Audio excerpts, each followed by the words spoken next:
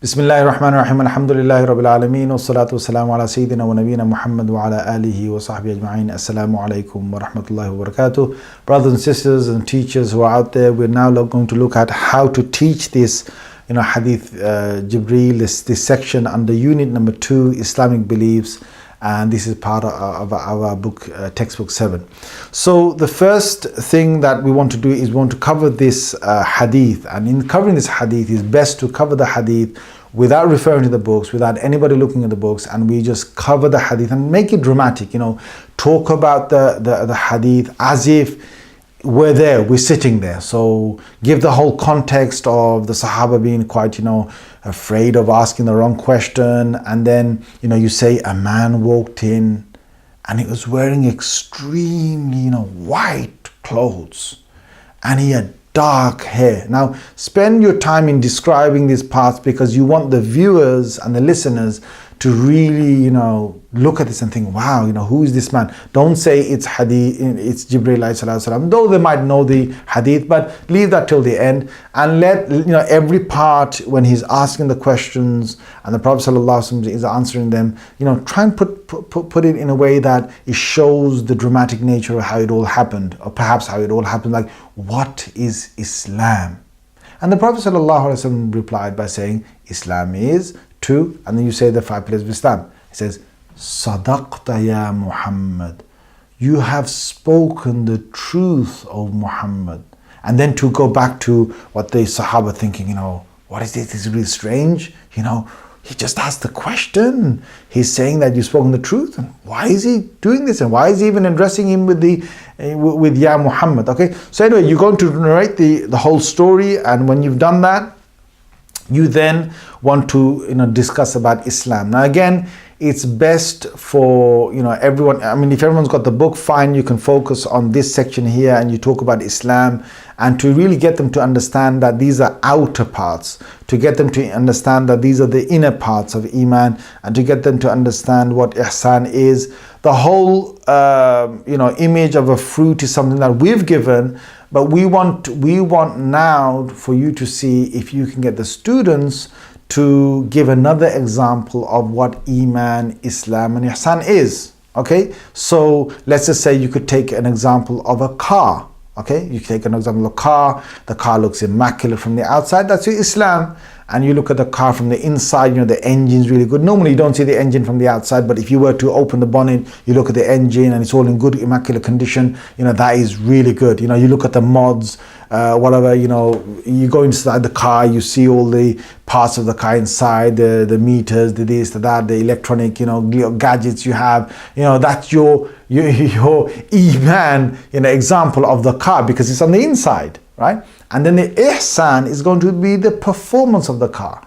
So the greater the car can perform in terms of, speed, in terms of, when it takes its turns, the tires, the pressure that they can take and how they might sort of grip on the ground beneath. All these things, when you're driving it and the feel you've got of it is your Ihsan. Okay, so you can then get the students to give various examples of how the 3 fit in with normal life, with what they see, because it's really important for them to understand it in a normal life before they start to bring it back to the human body and to say, well, this is our Islam, this is our Iman, and this is our Ihsan.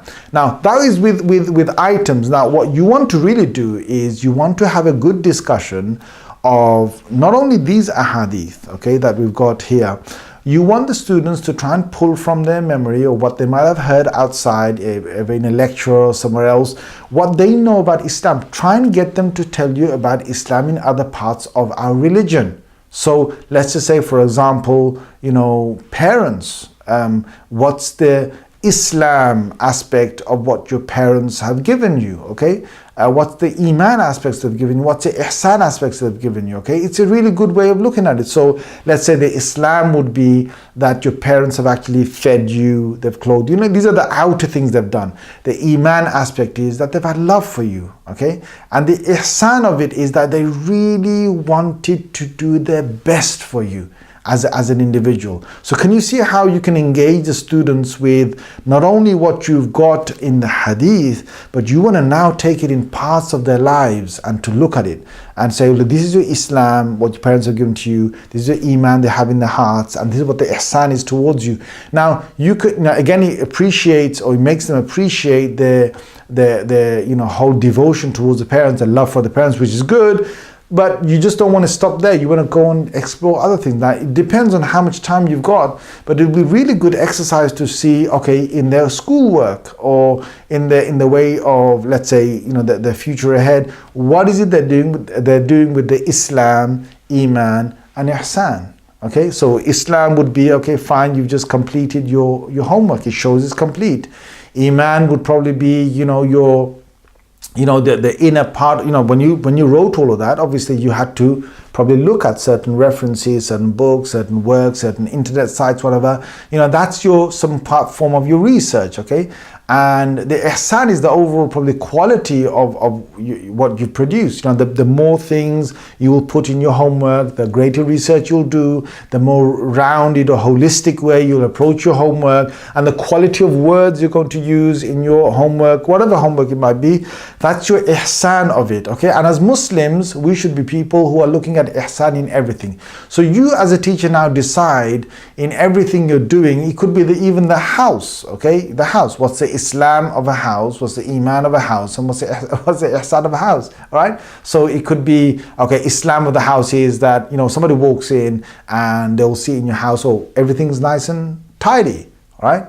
That's really good. But the Iman is going to be where the tidiness is in parts where nobody's looking. So let's say in the corners, or behind the fridge, or behind the sofas, or underneath the sofas, or underneath the TV, or whatever else, whatever part of the house, is it clean in those parts where people don't see it, because that's hidden. So if you really want to call your house clean, you've got to be clean in all aspects. And the quality ihsan is that you add other things, like you add perfume, or you're going to add fragrances, and you're really going to make, you're really going to put certain cleaning substances at work that really make it shine and sparkle. So your bathroom is not only clean when you walk into it, it's clean within the cupboards, and it's also looking immaculate and shiny. Okay, that's your three there with your house. But then you could move it to something else, which is look at the a'mal and the actions in the house. So the Islam of the house in terms of that would be, okay, they've got a Quran in the house, they've got the musalla or the prayer mat in the house. Okay, that's Islam. That shows that it's a kind of Muslim house.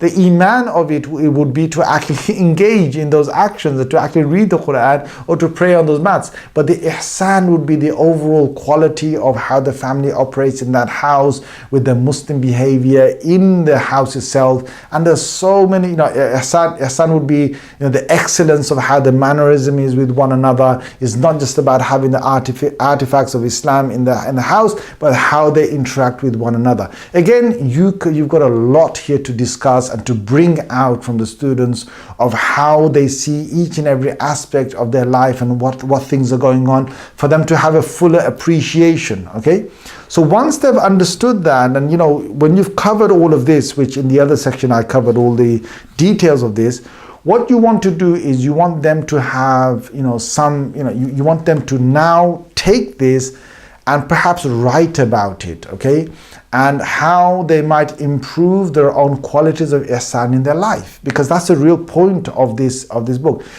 One thing is, of course, by the end of it, you want all the students to be able to recall Islam, the 6 articles of faith, to be able to recall what the 5 pillars of Islam are, to be able to say what ihsan is and some of the signs of the last hour. Yes, they have to do that.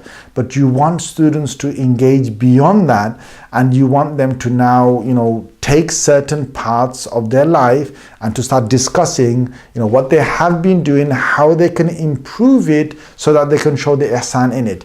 Are they people who are just bothered about the outside, or are they really looking at the inside? So let me give you another aspect that is probably important here is, a lot of people are really, they want the dress to look nice, but they might not really care about the arrogance inside their heart, the jealousy inside the heart, malice or hatred or something else, because that's hidden. But we've got to really take care of that as well. We've got to look good. When we open our mouth, it shouldn't bring the jealousy out. It shouldn't bring the arrogance out. Okay, but even if nobody hears that or knows that, we should know that in our heart we shouldn't give room to that, and we should improve in our excellent manners towards others when we are with others at school, at home, at the maktab or the madrasa. So there's a lot here to actually engage the students in, so that it's not just talking about Hadith Jibril, it's really going into their lives. And if you give them some work to say, okay,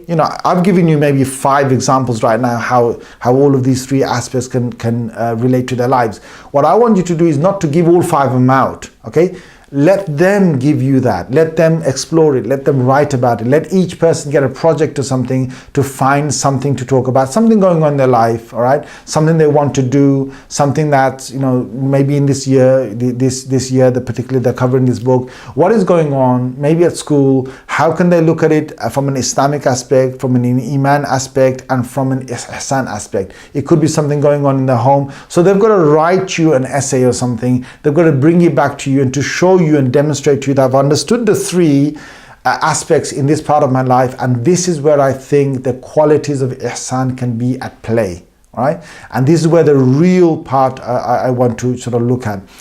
If you want to go and probably go beyond this and to look at how they might sort of project themselves as adults, that's another way of looking at it. So it's not, they can, with respect, they can talk about certain adults where there's only Islam being showed, but there's no real Iman in the, of the actions that they've got. Where there's Iman, but there's no real Ihsan, there's no quality or excellence in their lives. It could be people who basically swear they're not even caring about the Islam aspect of that. People who actually have got, things in their heart like suspicion, doubt, and, wanting to spy on others. That's basically a struggle with the Iman. And people who don't have the quality at all in the excellent manners towards one another, or the excellent behavior in social behavior, that's the decline or the defect in terms of ihsan. So you really can look at that. And one other thing right at the end is to look at the last hour and some of the signs. You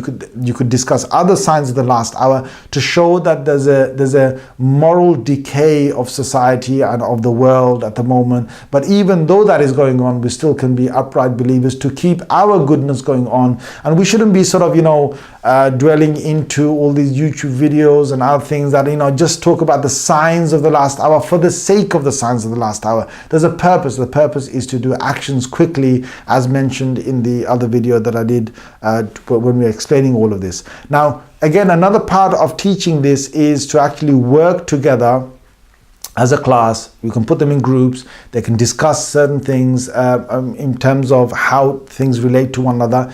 But I would say if you give them a kind of a homework or something where they had to, although we've got the workbook for this where they're going to have questions on it, but if you really get them to think outside the box and for them to relate these parts of it to their lives, then that is a really good way of engaging them in this whole hadith.